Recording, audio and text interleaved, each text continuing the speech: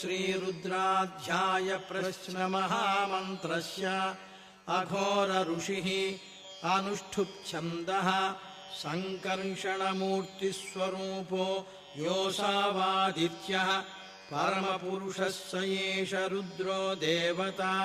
नमः शिवायेति बीजम् शिवतरायेति शक्तिः महादेवायेति कीलकम् श्रीसाम्ब सदाशिवप्रसादसिद्ध्यर्थे जपे विनियोगः। ॐ अग्निहोत्रात्मने अङ्गुष्ठाभ्याम् नमः।